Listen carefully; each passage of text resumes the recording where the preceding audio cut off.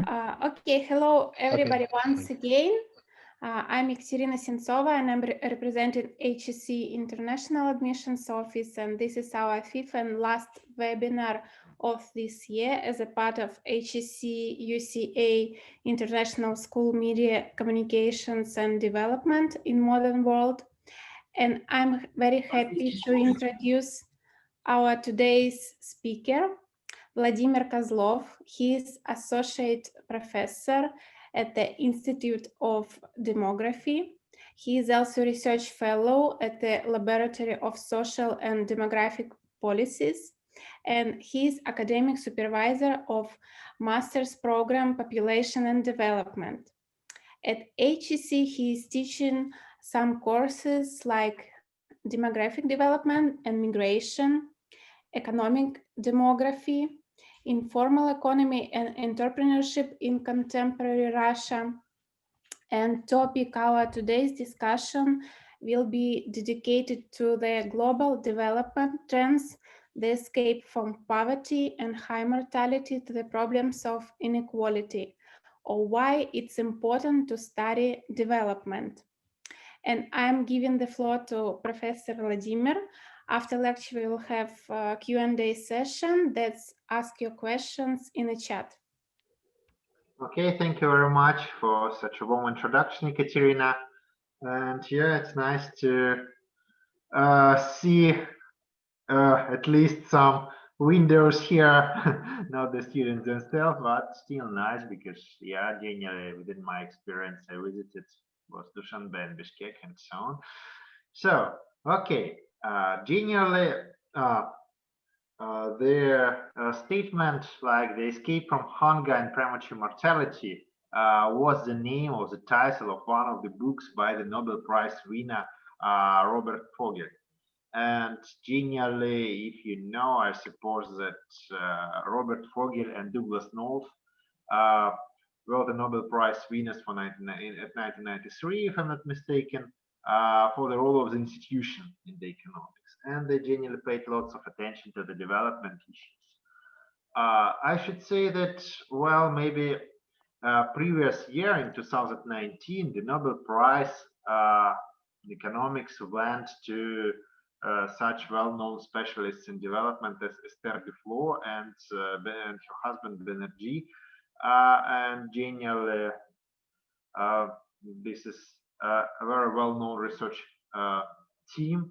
And for example, they introduced the experimental approach to the analysis of the role of the implementations and role of the interventions of the global organizations in the eradication of poverty with their laboratory and so on. So generally for today, we're a bit, yeah, can you hear me well? Yes, okay. In this case, Yes, Mr. Professor. Yeah, I can hear you. okay. In this case, I go on. So generally for today, we have a bit maybe off top presentation in comparison of the previous one connected with mass media and so on. But I suppose it will be a bridge to the most oriented to the social sphere and economics lectures that will take place next year, I suppose. So let me just start my demonstration of the screen. For today, we'll have plenty of generally moving between different screens because I suppose that I'm going to show you different visualization from different sources. And here, please be prepared for it. And now, let's take a look at the presentation.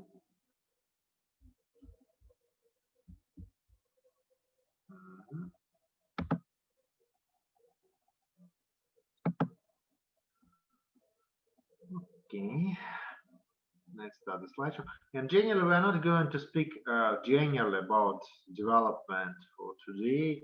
We will just speak a lot about the issues, how they are implemented, and how it is going on in Russia and new independent states, in your own countries, and so on. So in this case, I will generally also address you some questions within this talk. And generally supposed to read something in the chat as a response on there. Okay, so today we will be more or less sorry. So for today we will be more or less interactive. So let's go in this case. The plans for today's talk, well, the basic trends about development, inequality, and demography. Then we will talk a bit about the global challenges and sustainable development goals, and observe the role of migration in global development. Yeah, because if we are speaking about the connections between the Central Asian region and Russia, we cannot help talking about the migration, so we will do it. And take a look at some consequences of the COVID-19 to the possible development from the point of view of the migration, and from the point of view of some economic development issues. Yeah, because also it's impossible to go away from COVID-19 pandemics nowadays. Yeah. So let's go. So first of all, few links, and the first time when we will take a look at the development at some external charts. So first of all, what do we know about world population, and what are the connections between demographic events and social economic development? To start with, what is the population of the world? What do you think? Please write it into the chat. And what is the population of your countries? Or maybe you can answer me using your voice, not the chat.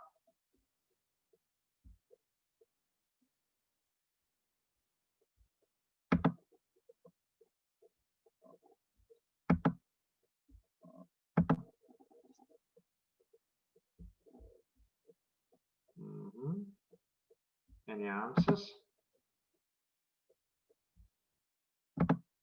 Strange. Oh no, there is one. 6 million in Kyrgyzstan and 7 billion in the world.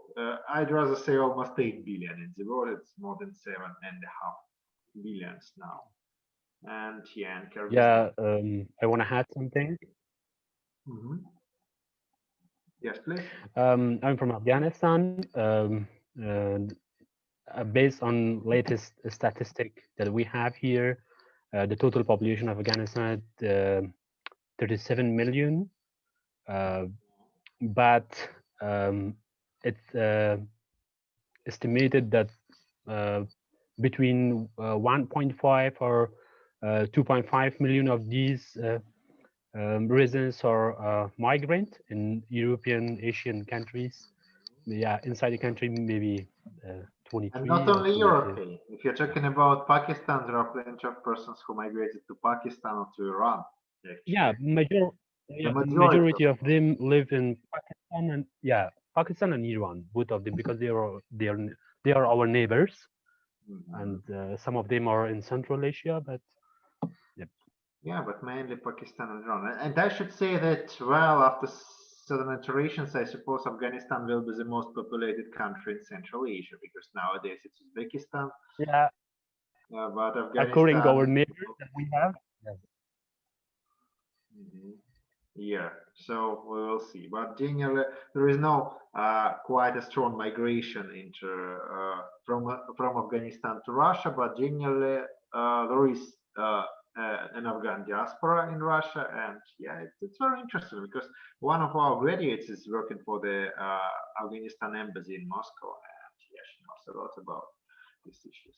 And yeah, if we take a look at the world, we will see that yeah, soon we will reach the 0.8 billion, and the population is not growing so much, but still generally it's growing, and we are far away from stabilization. Maybe at the end of our generation we will see something like stabilization.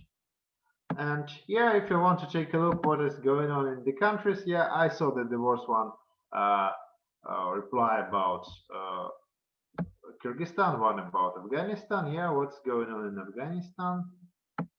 Yeah, let's take a look. In Afghanistan, the population growth is generally projected.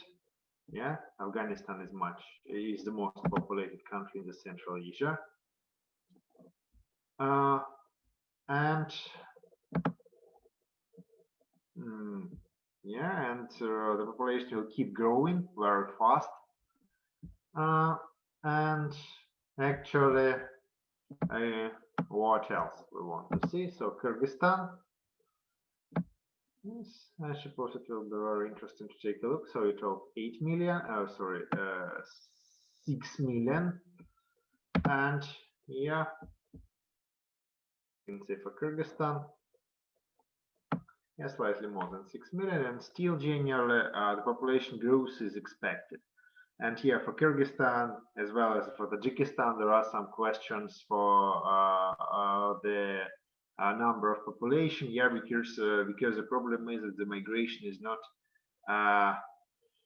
fixed by all the administrative, is not recorded by all the administrative sources in this case. So it could be some problems. And generally, I should say that, for example, these problems with the correct estimation of the real population of Kyrgyzstan and Tajikistan, it sometimes leads to the incorrect specification of the demographic indicators. Yeah, for example, the fertility in Kyrgyzstan and Tajikistan in some cases is underestimated. The life expectancy is overestimated.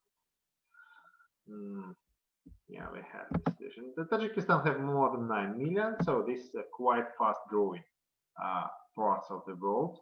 Yeah, the Central Asia is growing quite fast. Yeah, because the life expectancy is more than 9 million. Soon it will be 10.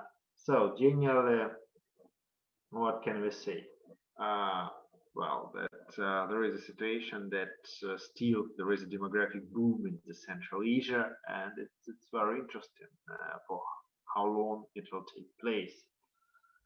And yeah, there are several approaches to this result and so on. And I suppose we can discuss it. Well, there's a visualization that I wanted to show you. So if you compare it with some European countries, with Russia, we will see that in Russia, for example, there is already not demographic, but there is already decline of the population. However, if we just go further, let's take a look at the visualization made by Gapminder source, which I like and which is very widely used when we talk about the development, and it helps us to take a look on this escape from poverty and premature mortality. Yeah, because generally, if you look at this visualization, yeah, you can see that here is life expectancy on the y-axis, and on the x-axis there is a logarithm of the income. So you see that of course, when we talk about the data, the majority of this data until 1950s are mainly estimated. So in these cases, it's hard to get real data. And I should say that, for example, nowadays for life expectancy, more than half of the countries of the world still have estimations, but not the real data. But still, generally, even the estimations, they show somehow the picture. Also, yeah, if you take a look at the bubbles, you will see that the bigger is bubble, the highest population, and red bubbles are Asian bubbles, and yellow ones are showing European countries. Yeah, of course, there are mega bubbles like China and India. They're always visible. There are some smaller bubbles like Japan, Pakistan, or Indonesia, which also very big ones. And this is Russia, the biggest bubble in Europe, and used to be France. So let's start how it will go on. So you see here is GDP. So how the population of the world is becoming richer and the longevity is growing. I wanted to say health, and yeah, mainly health. Let's take a look at this. We can see it properly. So take a look. Just the beginning of 19th century, you see that in European countries income is growing and there is a growing gap. Yeah, there is United Kingdom coming, then Italy, for example, when the growth is more or less growing, but the life expectancy is much lower.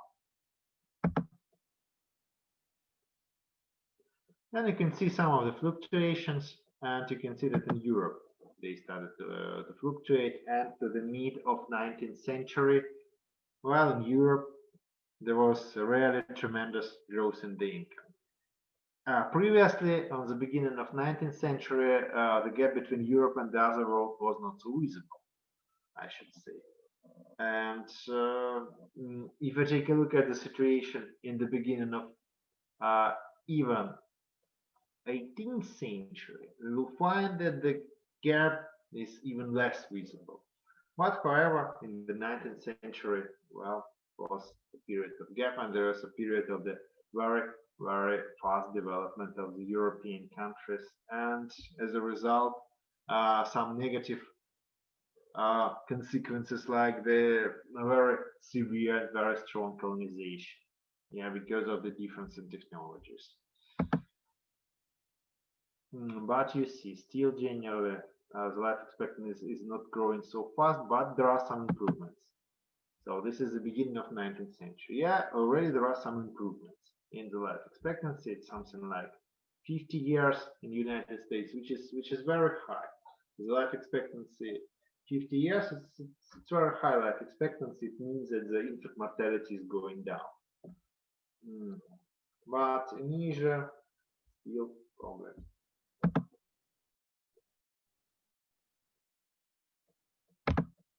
This is the period of the First World War. You see, like United States, United Kingdom, and so on, were rich countries with quite a high life expectancy, and smaller Northern European countries like Netherlands, Denmark, Belgium, Norway. This one is Switzerland. Quite a small country without the influence of the World War. A very rich one with very high life expectancy, and so on. This small country is Australia. Also quite far away, and generally quite rich one. Then you will see something interesting, for 1919. Just take a look.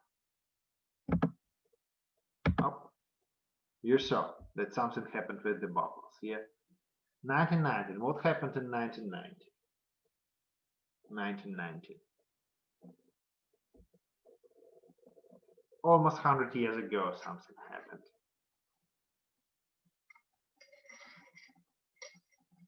Any ideas? It was already the end of the war.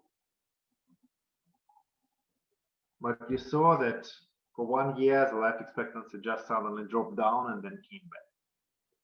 It's very visible in all the maps and all the visualizations and so on. Any ideas? What was the problem in 1990? It's very important for the development issues, and it's very important for demography, and nowadays it's very important. So, okay, I will give the answer. Have you heard anything about Spanish flu? And actually, a century ago, it was the big pandemics of Spanish flu, and this is the result. In 2020, as a result of the COVID pandemics, we will also see something like this, but this drop will be not so dramatic.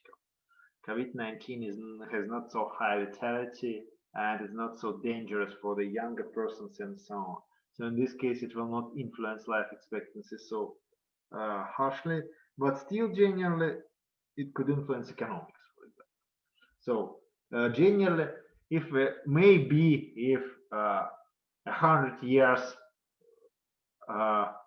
after our presentation, somebody will show some visualization that 2020 will be also a unique case.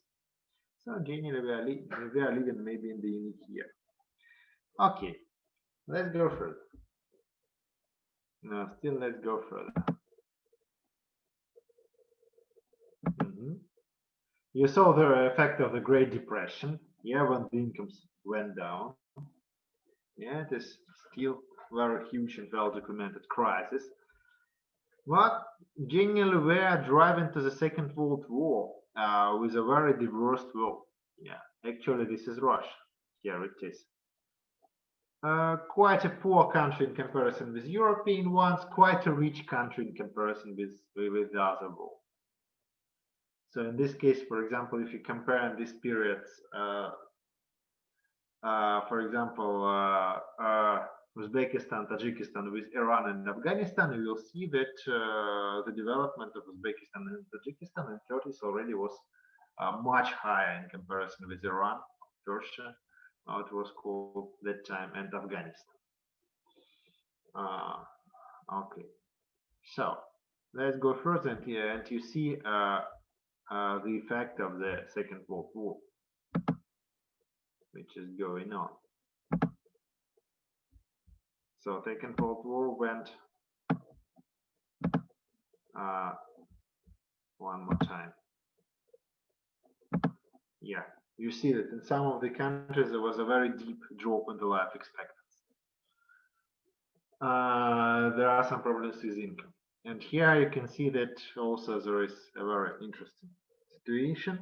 Here, of course, there are absolute leaders here, especially the countries like USA or Canada or Australia that participated, that genuinely participated in the war, but the war didn't outbreak. But the war, they participated in the war, but the war didn't outbreak in their territory. And also soon you will see, and you can see actually now quite a high life expectancy as a result after the Second World War. It grew. It was due to the implementation of plenty of different technologies. Yeah, there were plenty of different technologies improved within this period of time that made the life of the persons much healthier. For example, antibiotics were widely used within the Second World War. And here, take a look what will happen next. Then you see that since 50s, the life expectancy started to grow into the developing countries as well. So it means that these technologies that in Europe were very widely and very quickly spread within these developed countries or developing countries. And actually take a look at the bubbles for the countries that are catching the leaders. They will really swell. They will really generally get much bigger. Yeah, because we will see their incredible population growth, population boom in these countries because of the incredible drop in the mortality. First infant mortality, then with the vaccination, the children, the child mortality, and so on. So just take a look. So of course this was China. There were some problems in China. They went down because of the Cultural Revolution. But soon everything will be very good with this country. You see, 90s, very strong growth in China, and now we have what we have. China is somewhere here, and actually, if you take a look here, there are still differences, and in some cases they were huge. Yes, European countries and some of the Asian countries, like some Gulf countries, South Korea, and so on, they are leading. China is the country with the middle income, but it's fast growing. And generally, if you take a look at the urban China, it's a developed country. And yeah, there are some problems, and even India is growing and growing very fast. And still, generally, the Indian population is growing. So there are some problems with Bangladesh and Pakistan, very big countries, and the African countries, because the African countries are becoming the outsiders.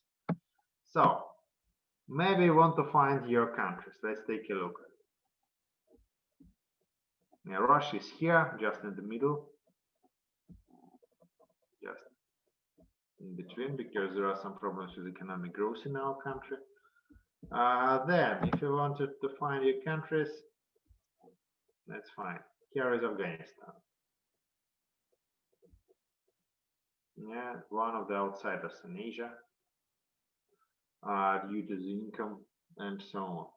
And the life expectancy, yeah, it's relatively high according to estimations, but in reality, I suppose it should be much lower.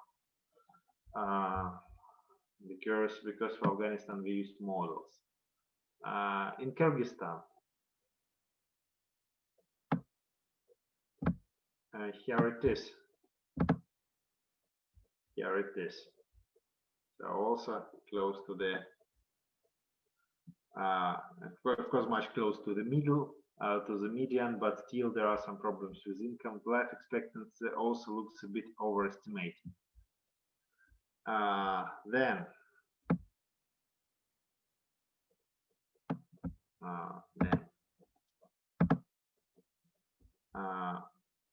and Tajikistan. Let's take a look. Could be interesting.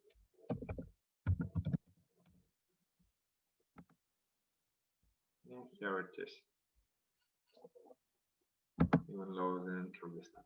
So generally, it means that in your region, well, in case of development, there are plenty of issues to do. However, I should say that the Central Asian regions is well known not only by some problems with the development and relatively low incomes, but actually you have relatively low inequality. So we cannot say that you've got quite a huge inequality if you take a look at the results. So this is plus, of course. This is a big plus of this situation. So that's how it looked like. That's how the escape looked like. And we will see that in Central Asia, well, there is still plenty of place to escape. So let's go further to our slides.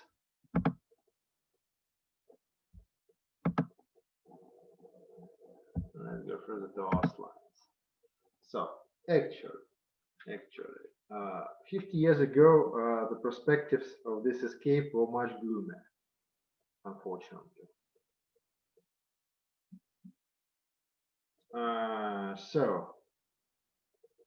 For example,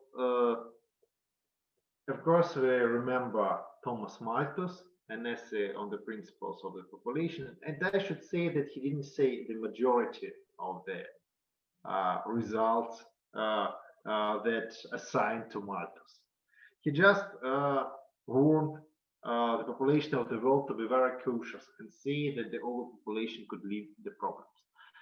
Paul Ehrlich, who is a biologist, well, he was much more radical. He was talking about the so-called population bomb.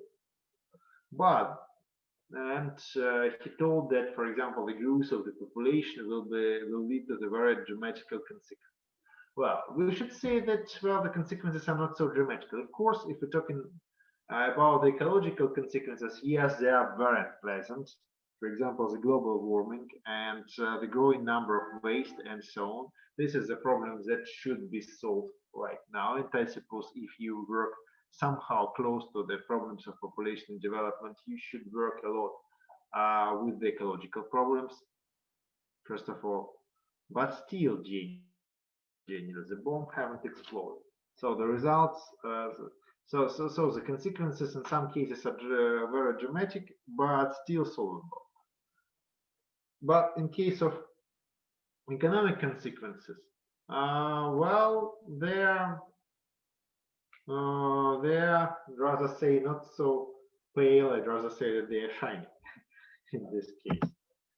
So, for example, what are the reasons for the shocks in 60s? If you take a look at the population growth, you will see that in 60s years there was a rapid economic, very rapid demographic growth. And in this case, it led in some cases to very unpleasant situations, like several famines in India, for example, or in Africa. What's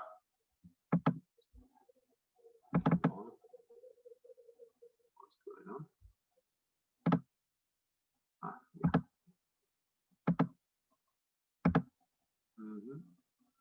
Yeah, you see that in 60s, strange. Okay, sorry. Looks like that the presentation was suddenly closed, but still genuine. I should say that in 60s we observed the highest rates of population growth in most of the cases. And actually it led to some famine in India, in China, and so on. But however, if you, for example, read the books by Amartya Sen about the problems of hunger and poverty, and Amartya Sen is a Nobel Prize winner, he told that generally in most of the cases, the hungers of the 19th century and 1890s maybe no, but in the 20th century the hungers could be avoided and the famines could be avoided if, for example, the management could be much better. And he was right, actually. We don't see so many famines now, and the production of the food is growing. The same situation was about the concerns of the resources depletion. Yes, it's right, of course, the resources are depleting and so on. But the situation is following.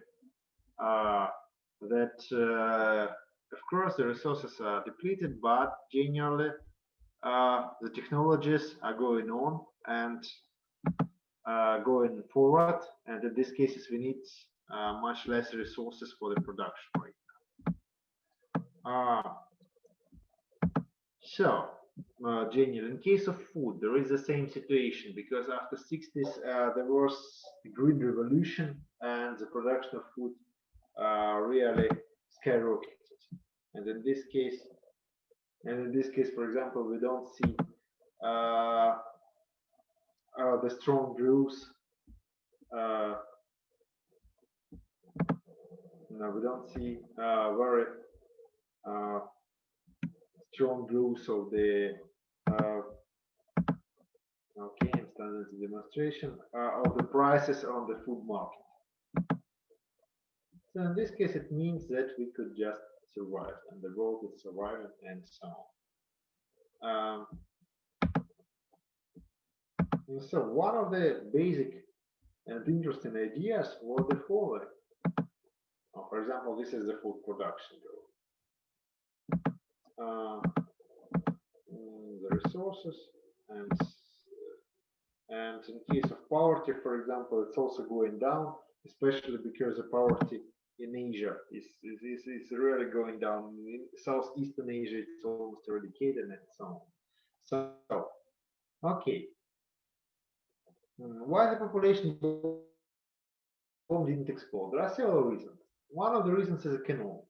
Yeah, because there was a market realization.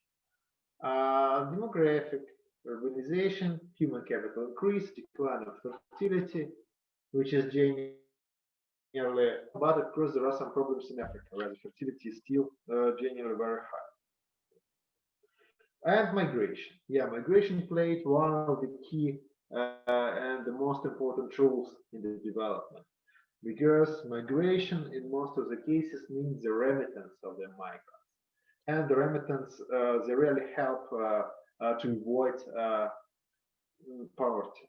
Remittance, they generally lead to the very high distribution of the wealth, and generally it's a very interesting situation with the remittance because first of all, for example, they could be spent on consumption.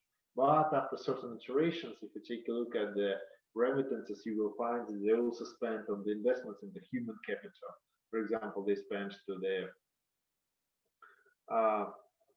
education system, they spent to the health care and so on. And also the migration leads to the diffusion of the values, diffusion of technologies and so on. So migration played, yeah, a very important role in the case.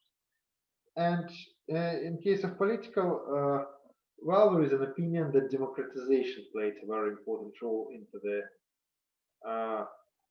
situation for neutralization of the population boom, yeah, because it led to the high development and What else? Let's take a look at the demographic transition. Also, the illustration why the population bomb haven't exploded.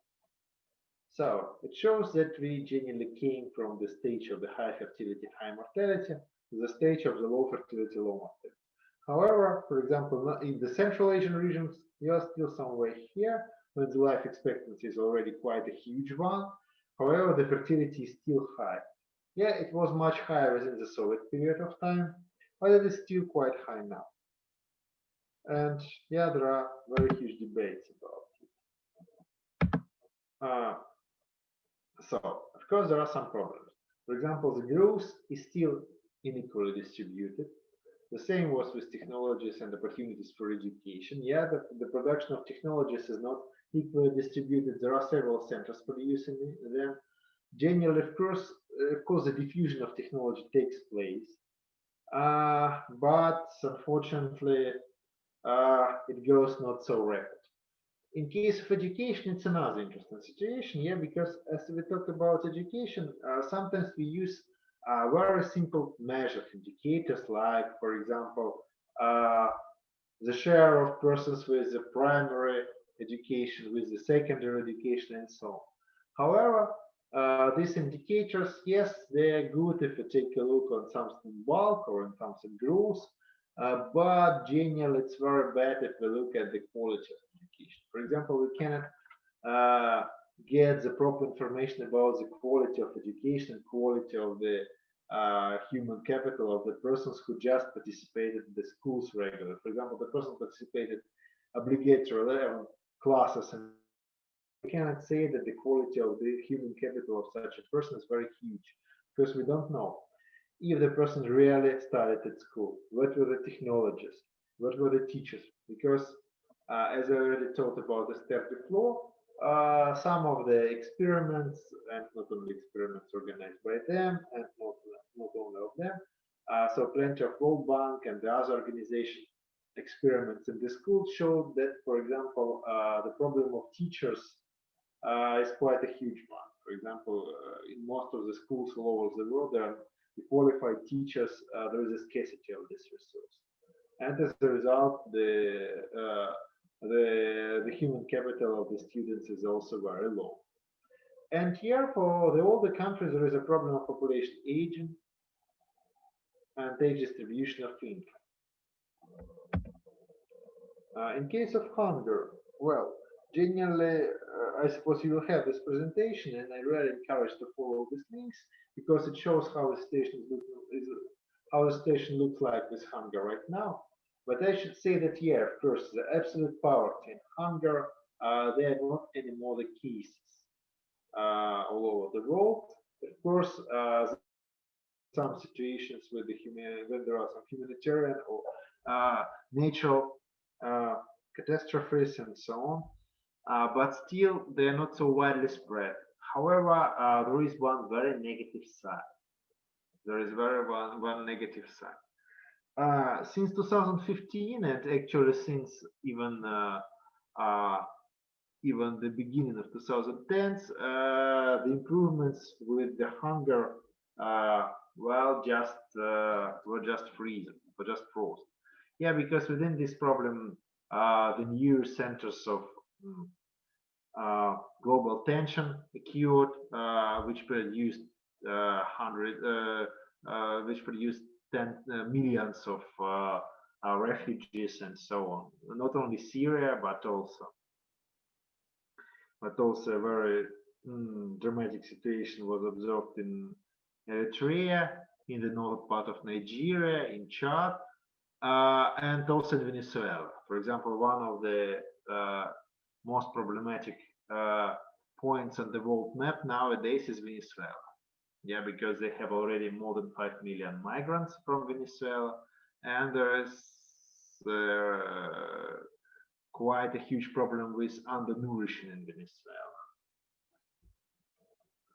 And yeah, in this case, we can say that for hunger, the progress stopped. For the population itself, well, we're talking about the population growth. We are talking about the situation that migration plays a huge role, and the refugees are going on. and the labor migrants are coming, and the labor migrants, in most of the cases, they bring the positive results, but still there are the problems of integration of this migrants. So, however, in case of your country, do you think that the fertility in your countries is too high, or maybe too low, or just as it should be? Any ideas? Please write them to the chat, or maybe just pronounce them.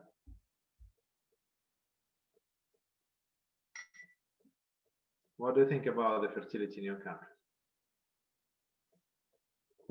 Is it too high or too low? Or maybe just how it should be?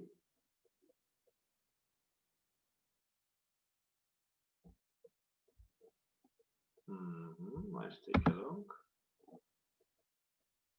Yes, maybe, but I don't know. How can I interpret it? Okay, so we're talking about Kyrgyzstan in this case. Yeah, I suppose so. In Kyrgyzstan, it's more than three. It's more than three children per one woman, which is generally, in comparison with maybe Afghanistan or Africa, is not so high, but for the situation in post-Soviet republics, it's quite a high one, and generally it brings to the situation that well, there is a huge burden of younger generations, and yeah, the government should think what could be done with it. So, okay, so let's go further. Name station visit health. Yeah, because there are some health inequalities that still exist.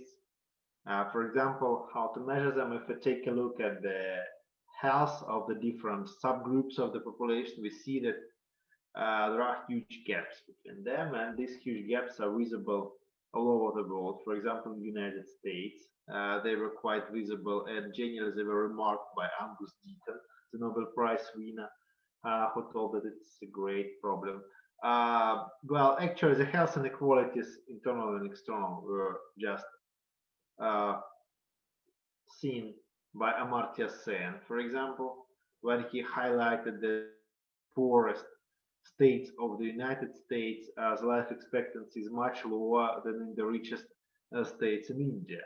But as that period of comparison, you could take a look at the life expectancy of India and USA, you could find that in USA it was much higher. But actually, if you compare by certain territories, you will find that the diversity is remarkable. And generally, fortunately or unfortunately, the health depends on income. The highest income, the highest health. And yeah, there is still a problem of infection diseases, because there was quite a short period of time after the Second World War when there was antibiotic revolutions, but the mankind unfortunately spoiled the effect of antibiotics very soon, because used without any real research approach to them. In most of the countries they were used without prescriptions.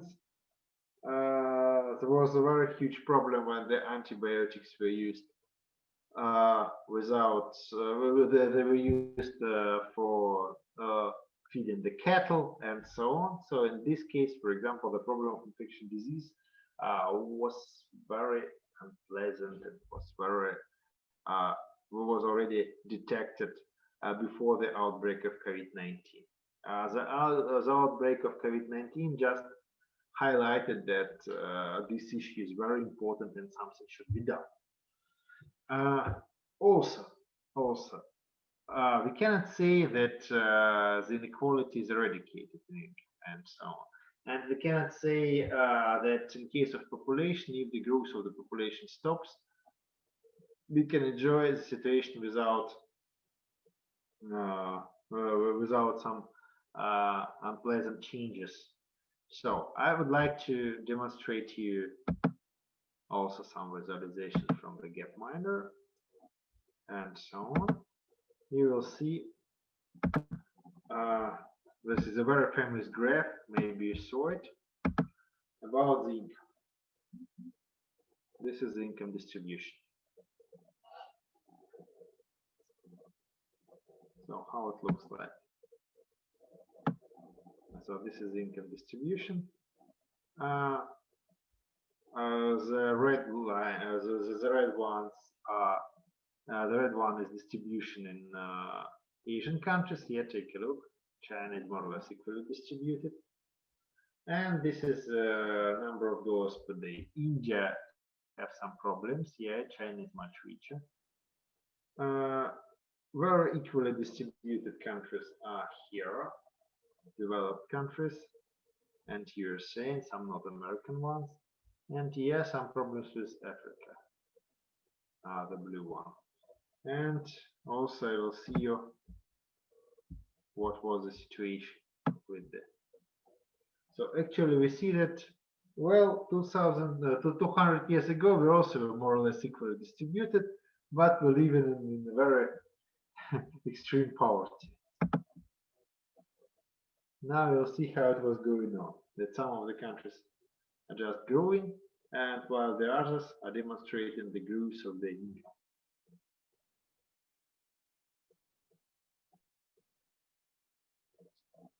Improvements in Asia.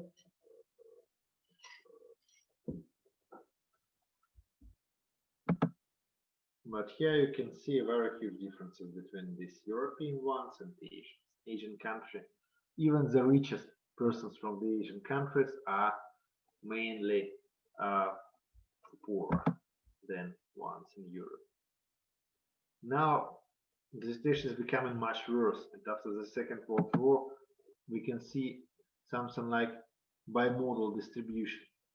This is generally Japan. If you take a look at China and India, you will see that in India, yeah, of course, some of the richest persons could live as good as Europeans. In China, even the richest one are living much poorer.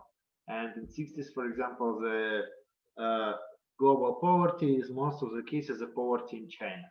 And when the Chinese could genuinely solve this problem, invest into the development projects and so on, you will see soon how the situation will improve.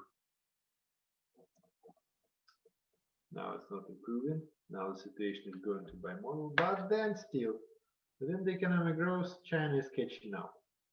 Yeah, of course, there are still some poor persons inside China, but generally the country, in case of income distribution, is very close to the European ones.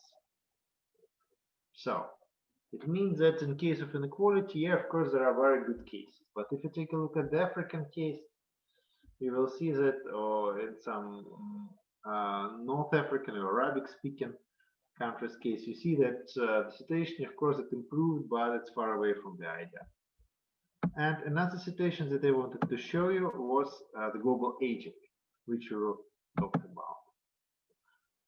This is a very huge challenge of the development here, because this is a sort of the tax for the high development, the global aging here, because we developed very high. And as a result, we've got plenty of persons at the older ages. And yeah, the old ages persons, they are very good, but the problem is that this is a so-called burden on the social systems. And we should think how we should reform our tax systems or something like this to cope with this burden.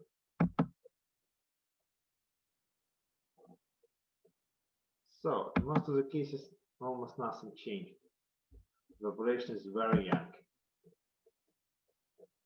Nowadays, we will see that persons are starting to survive for the higher and higher ages. Yeah, something suddenly happened, and we see that the number of persons in the old age is big, and generally the countries without the pronounced social and pension system should immediately do something. Should do something immediately. They shouldn't rely only on the relatives, because the number of persons on pension is so huge that the relatives cannot help us.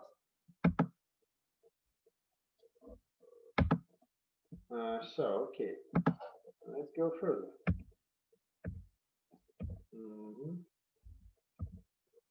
Let's go further.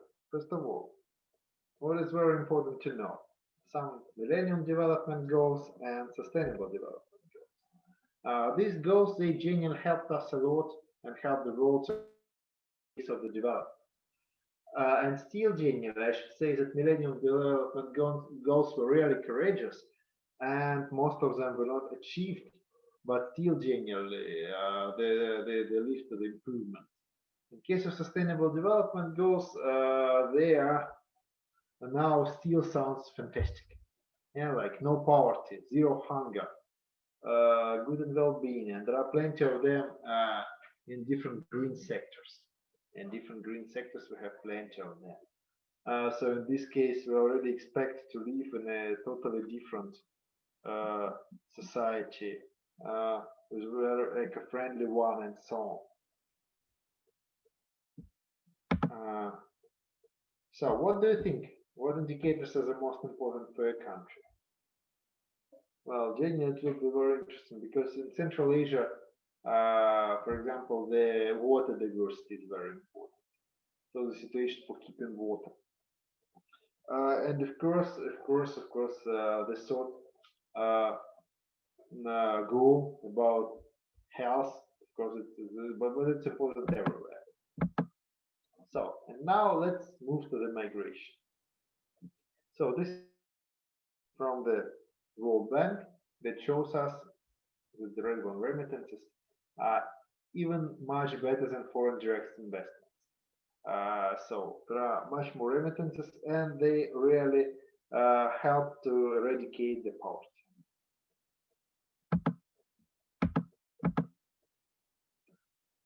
Remittances, the share of GDP. Yeah, you see that the Tajikistan, Kyrgyzstan are one of the leaders. And let me just go further, we don't have so much time.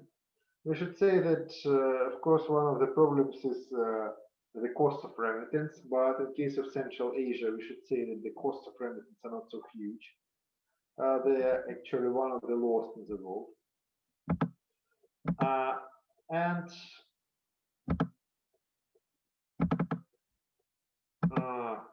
Well, the remittances were growing, and generally before the pandemics, we expected the remittance will keep growing. The situation with migration in our region, Russia and new independent states. We should say that for Russia, for example, the migration plays a very important role.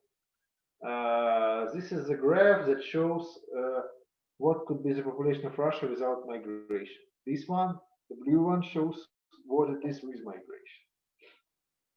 So in this case, of course, migration plays a very important role.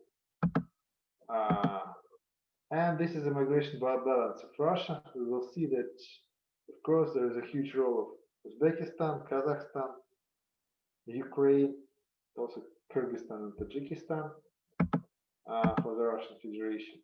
And currently, we see that due to the pandemics, the number of persons who could genuinely reach Russia is going down. In case of the labor migrants, the number of these persons is going down dramatically.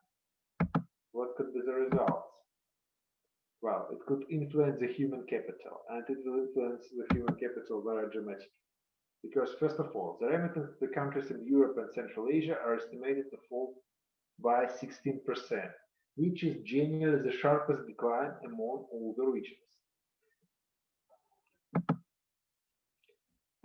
We see that the decline in remittances is quite visible here, and it could be very long term. We don't know when the borders will be opened and so on. We will see. But nowadays, it shows that the share of remittance went down. Yeah, and this is about the special place of new independent states. You see that still the remittances are very important for the economics of the countries like Tajikistan and Kyrgyzstan. But if this remittance is going down, it could lead to the crisis of this economy.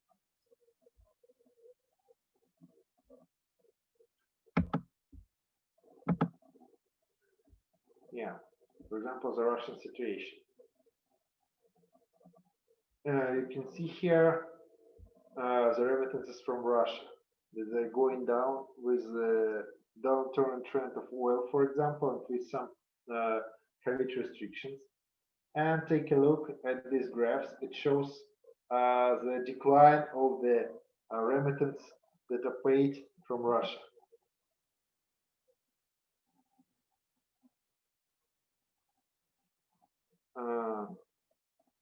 So you see that for Tajikistan there is a very dramatic decline. And the problem is that, for example, the remittances are already playing a big role in the human development and in the education investments and the health investments in Central Asia. So it will not only stop the consumption, but it could stop the accumulation of the human capital.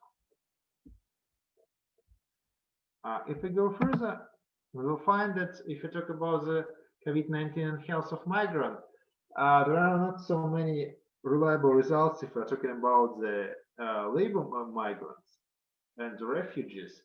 We see that it looks like that there were not so serious outbreaks in the refugees camps. In case of labor migrants, we should take a look at it. In Russia, there is one research, and they showed that the labor migrants and the other migrants are more cautious. They're more cautious. They wear the protective masks and so on, but the results are debatable. There could be several explanations. However, if you take a look at the persons with migration background, in USA, UK, and Sweden, and some other countries, we already can see the situation. And generally for them, the situation is far away from being positive. Here I will show you the graph. And this is the illustration from Sweden. The blue graph shows us the share of foreign-born population in all these cases. So you can easily see that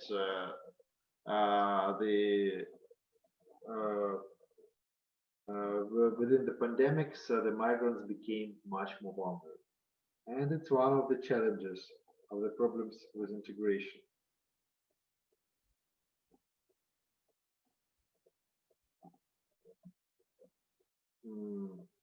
There's one of the problems in this case, and I suppose we could deal with it somehow. And generally, I suppose that my hour is over. Of course, I'm sorry because I didn't say something. I just planned to speak more, but still, generally, if you have any questions, please, you're welcome.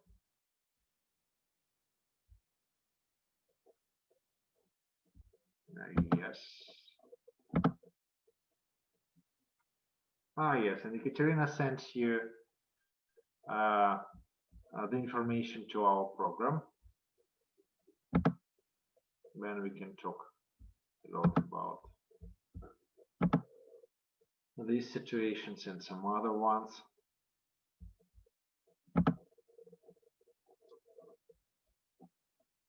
So, questions?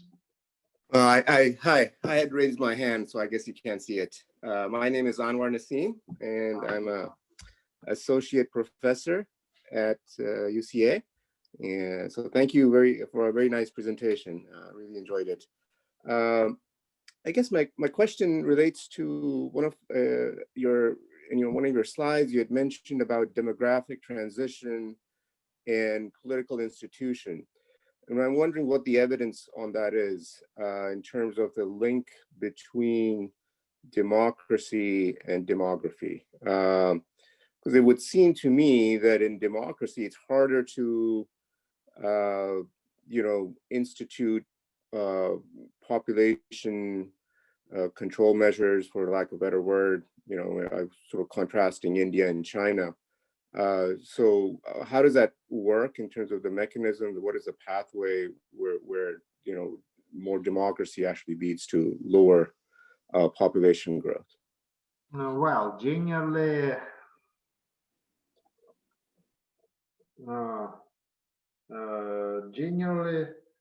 you see, in case of democracy, finally, the democracy is becoming much more effective in case of population policy, because in most of the cases, the democratic governments, they don't push so much the population. And in this case, for example, the population policy is not observed as something really negative. So That's my opinion. Yeah, of course, everybody's talking about the Chinese experience when they were able to uh, mm, decrease the population growth very soon, and because of their one-child policy. Mm, but I cannot say that this was very effective result. Yeah, of course, the population growth stopped, but the problem was the following: that very soon the China saw the migration, sorry, not the migration, but uh, the gender imbalance. Yeah, because there was some preferences, and the parents genuinely gave birth to the sons, not to the daughters, and so on. There is another problem of the Chinese policy: a very fast aging population, and so it looks like this. Then another situation that in democratic countries, in most of the cases, there are not targets for the huge population growth. Why is it so? Well, there are several reasons. Yeah, for example, maybe the democratic governments in most of the cases, they don't care about expansion and so on. So in this case, the democratic governance are closer to the anti-natalist, for example, policy. They spread contraception widely and so on. And in case of spread contraception, you should negotiate a lot with the government, not only with the central government, but with the local governments, with the population, and so on. The democratic states, they generally could talk and negotiate much better than the non-democratic. So that's how it works, in my opinion, generally. Yeah, I suppose it looks like this. However, I still genuinely cannot say that the democratization will lead to development immediately. No, it doesn't mean. No, it means that within the democratization, there is a high probability that your institutions works better, and in these cases, you have better enforcement than within the dictatorial state.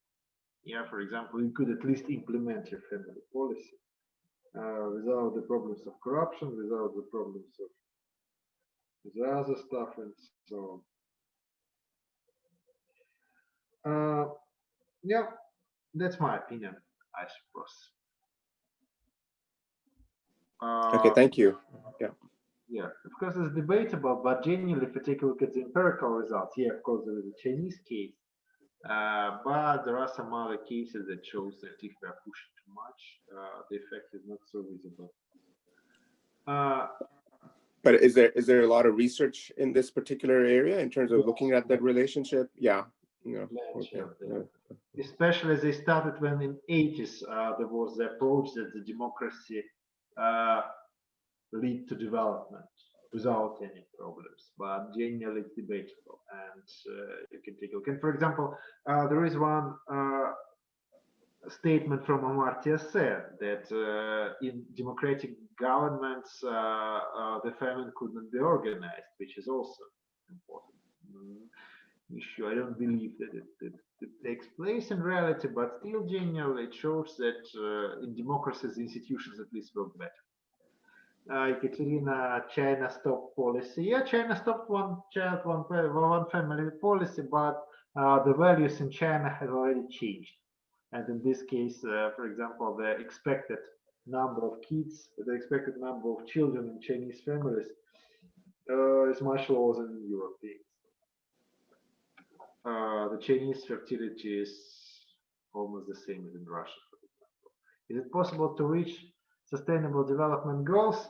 I don't think so, actually, because we didn't mention the millennium, we didn't reach the Millennium goals as well. But I suppose that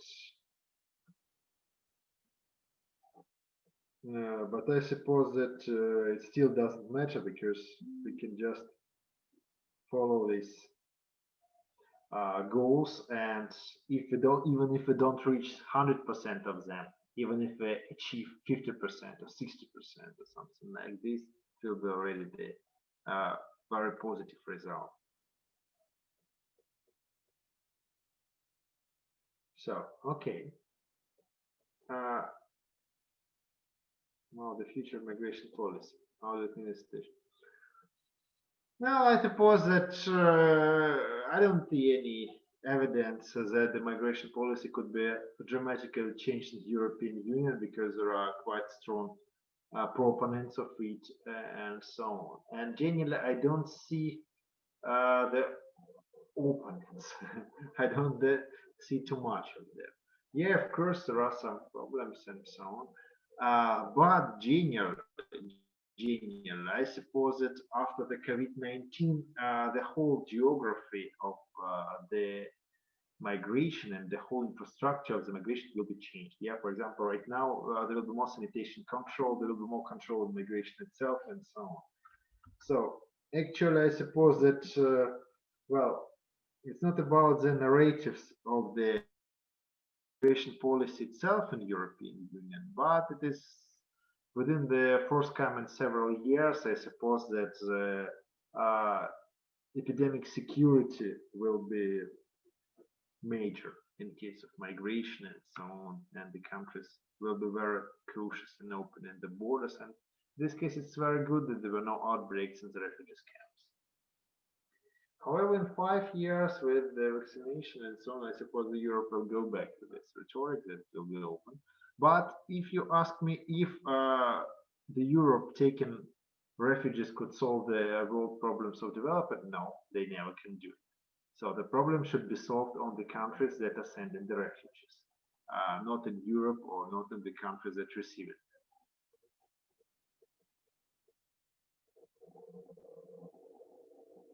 Okay, any other questions?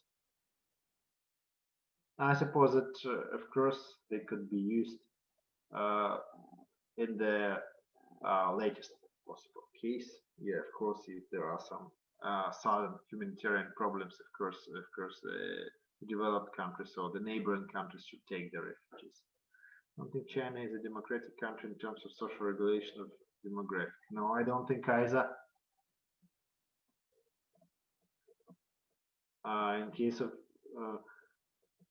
the country, China has a very free economic markets, but in case of policy, of course, China is not democratic, in my opinion. But in case of economic life, yeah, it's a very democratic one.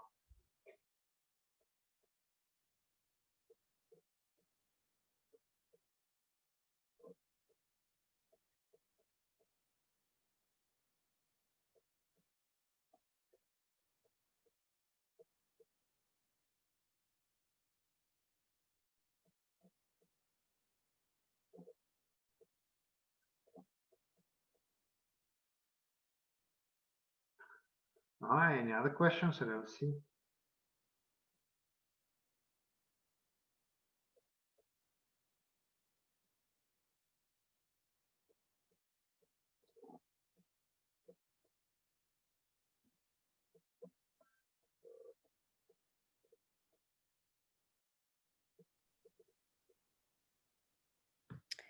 Okay, if no questions, thank you very much. Thank you very much for the session. If no questions, I just leave the contacts of our center. If you will have after this lecture any questions, you can just email and I will forward to Professor Vladimir your question. You can always find us on Facebook. Yes, you can find Vladimir on Facebook. Program as well.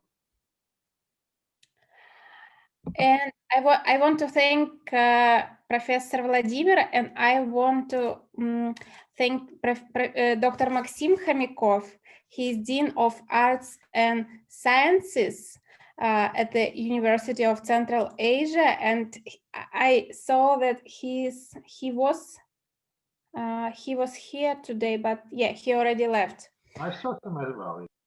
Yes, yes, and this is our final session for this year. And after Christmas holidays, after New Year holidays, we will have some new lectures from our St. Petersburg campus in January. That's for our students. We will continue our meetings. And thank you very much. And here I saw also Shabana. I want to thank her. And see you already in January. Thank you very much for the attendance. See you in January. I suppose that the participants could also apply for our summer schools, oh sorry, for our winter schools. Oh yeah, maybe you can send a link to the chat if. Maybe Katya, Or you can send to me, and I will forward. Yes, and I will forward to all the students. Yes. Yeah, I think so. Yeah, because it will take place from 6th to 13th of February, and here it will be online as well. Okay, so thank you very much, we and will bye. the information. Thank you for